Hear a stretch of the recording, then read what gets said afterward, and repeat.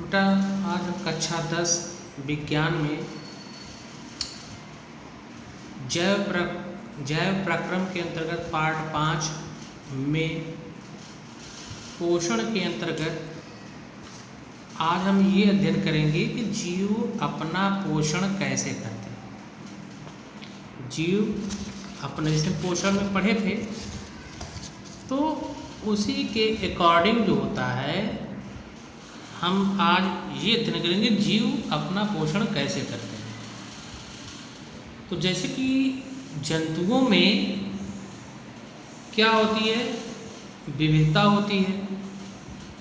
तो उनके विविधता के कारण ही क्या होता है, उनके भोजन, उनके अंतर्ग्रहण की विधियाँ भी क्या होती हैं, अलग अलग होती हैं।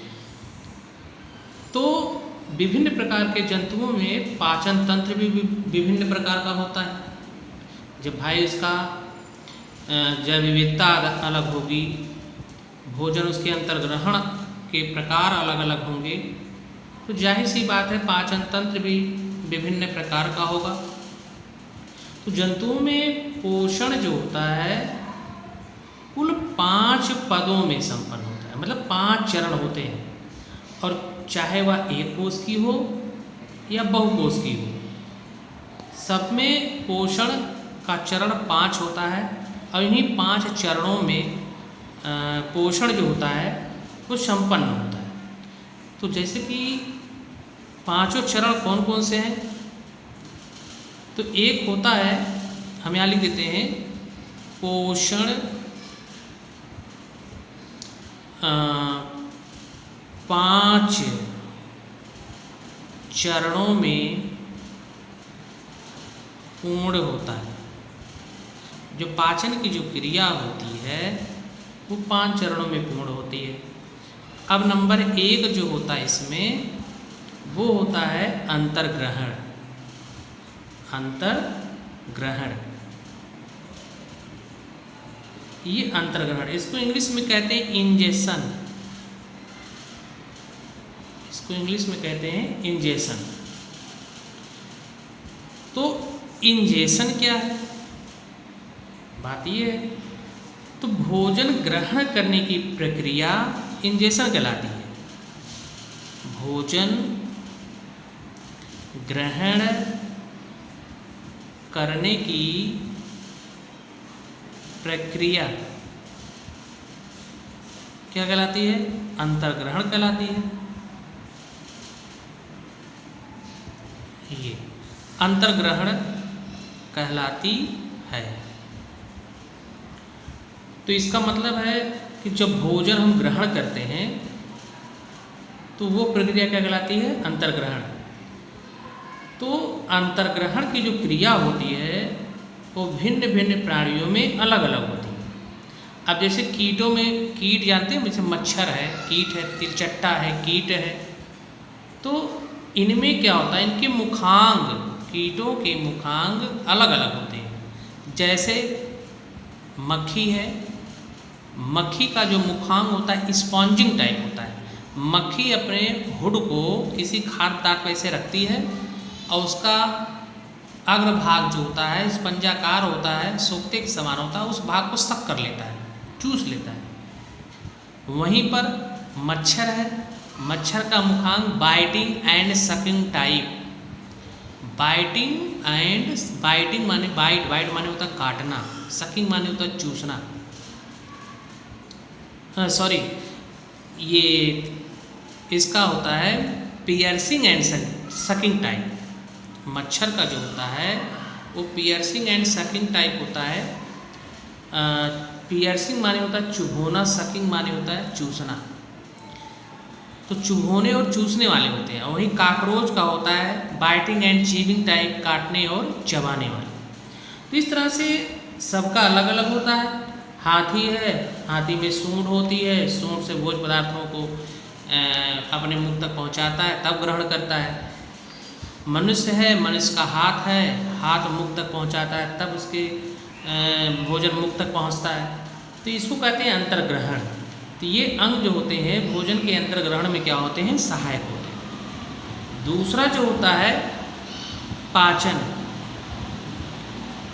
पाचन है। पाचन को इंग्लिश में क्या कहते हैं? डाइजेशन। ये डाइजेशन, डाइजेशन क्या है? मतलब पाचन क्या है? पाचन वह क्रिया है जो जटिल खाद्य पदार्थों को शरीर में अवशोषण योग्य बना देती है। पाचन वह क्रिया है जो जटिल खाद्य पदार्थों को शरीर में अवशोषण योग्य बना देती है। तो अब उसका क्या कहलाएगा कि वह प्रक्रिया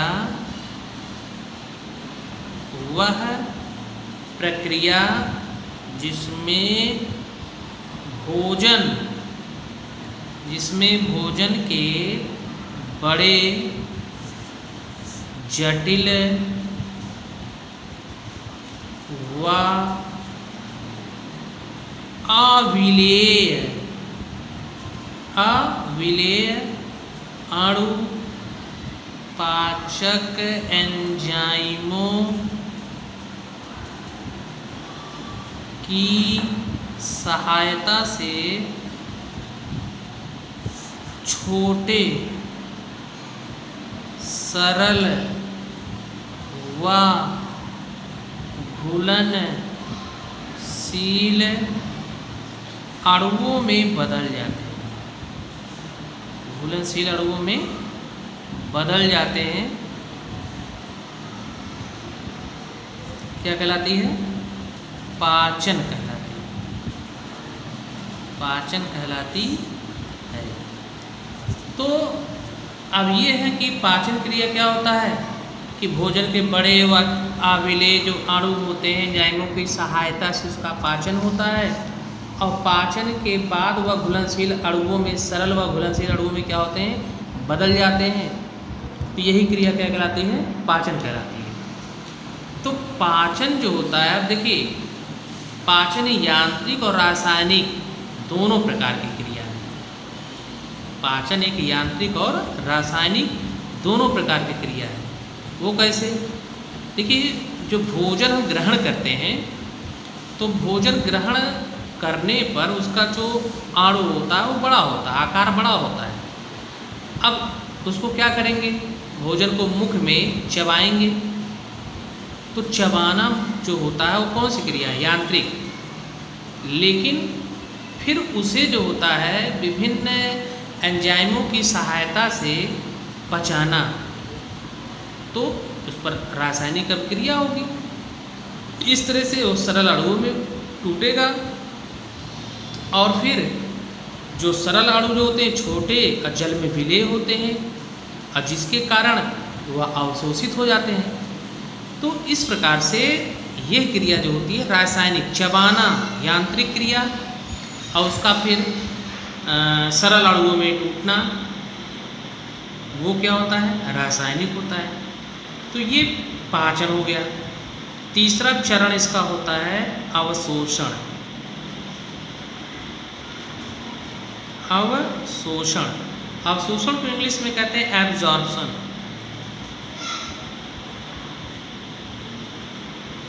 एब्जॉर्प्शन। अब एब्जॉर्प्शन क्या है? पाचन के उपरांत सरल जो होता है उत्पाद, पाचन के उपरांत सरल जो उत्पाद होता है वह उत्पाद आंत की भित्ति में क्या करता है? आंत की भित्ति को पार करके रुधिर में प्रवेश कर जाता है।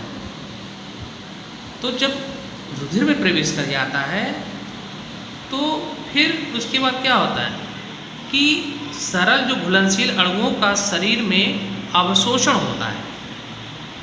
उसका क्या होता है? अवशोषण। तो कोशिकाओं की जो भित्तियाँ होती हैं इस पदार्थ को क्या करती हैं? अवशोषित कर लेती हैं। तो हम लिख देते हैं क्या कि पाचन के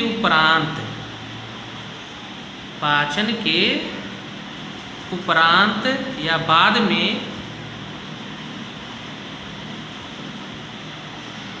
सरल उत्पाद, पाचन के बाद में सरल उत्पाद आंत की दीवार के द्वारा अवशोषित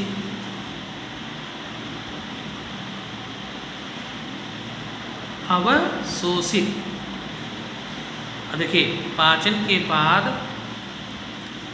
में सरल उत्पाद आंत की दीवार में क्या होता है?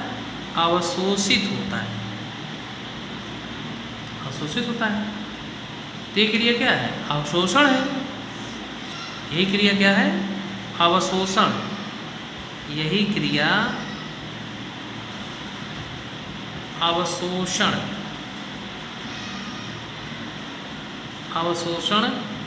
कहलाती है। चौथा जो होता है स्वांगीकरण।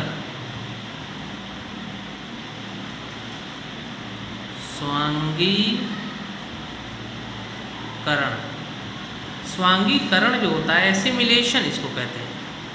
एसिमिलेशन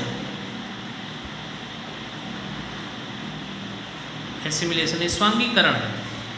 तो स्वांगीकरण क्या है? कि शरीर में जो पोषक पदार्थ होते हैं अवशोषित हो जाने के बाद पाचन के उत्पादों को विभिन्न प्रकार से उपयोग किया जाता है। ठीक, मतलब जो अभी इसमें आप पढ़े कि पाचन उपरांत जो सरल उत्पाद होता है वो क्या होता है कि आंत की दीवारों में अवशोषित हो जाता है। तो वही इसमें है कि पाचन उपरांत जो सरल उत्पाद होता है आंत की दीवारों में अवशोषित हो जाता है। तो वही उत्पाद जो होता है विभिन्न प्रकार से क्या होता है? उपयोग होता है। अतः अवशोषित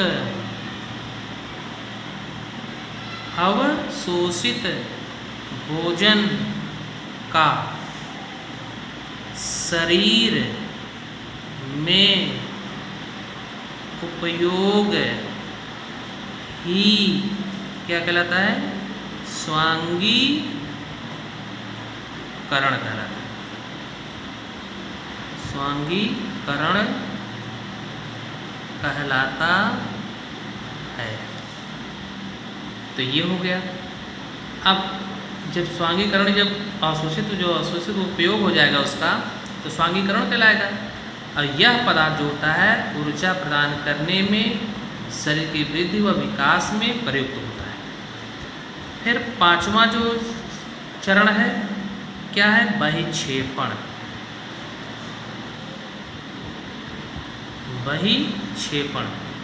बहिक्षेपण में क्या है कि भोजन के सभी अवयव,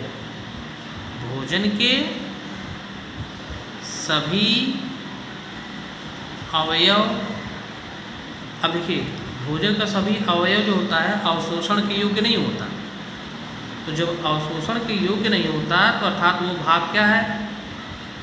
अपचनी, जिसका पाचन नहीं हो सकता है। तो ऐसे पदार्थों को क्या कहते हैं? शरीर बाहर त्याग देती है। तो भोजन के सभी अवयव अवशोषण योग्य नहीं होते। तब क्या होता है? अतः क्या लिखेंगे? शरीर से पाचन के बाद बचे, अतः शरीर से पाचन के बाद बचे इन अपाच्य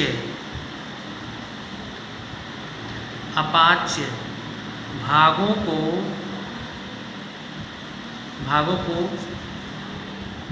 मुक्त